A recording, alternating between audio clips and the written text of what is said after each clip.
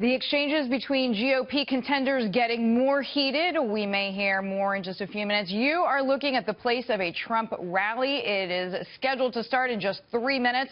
All candidates, though, getting in their last day pitches before Super Tuesday. With me now, Ed Brookover. He is campaign manager to presidential candidate Dr. Ben Carson. Thank you, Ed, for the time. What is your take 24 hours to go on where Dr. Carson stands now? Oh, on Super Tuesday tomorrow, as you've been talking about, we have states voting from Massachusetts all the way to Texas, all the way up to Alaska.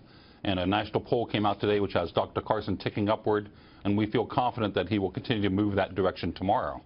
Okay, so Ed, I need to ask, Dr. Carson and Governor Kasich have really been the least aggressive. As you've been hearing, there's been a lot of fur flying, no other way to say it, among some of the other candidates. Is this part of your plan for Dr. Carson and Dr. Carson's plan for himself? Well, when Dr. Carson first announced his presidency almost a year ago, he had two main principles he wanted to pursue.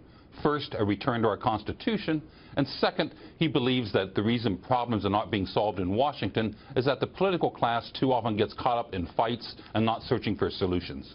Okay, and I know that he wrote a very well-written op-ed here for Fox News talking about the nastiness and talking about the fact that this is not what he sees as the promise of the world's greatest democracy. But what is the next step for him, for the campaign? He has a range of about 6 to 10% of supporters with him. How long can he stay in at these levels? Well, you know, part of staying in a race for president are how committed his supporters are. And this month in February, we've raised more than we did in January, which is very unusual for a campaign to increase its fundraising this time of year, unless you start to begin to see an increase in the number of support as well. And we think tomorrow will begin to show that. Okay, and the title, I should say, for people who haven't read it, is Why I Intend to Stay in the GOP Presidential Race. So it seems as if, as you just referenced, Ed, his commitment, very firm there. Ed, thank you so much. Glad to have you here. Thanks for having me, Deidre.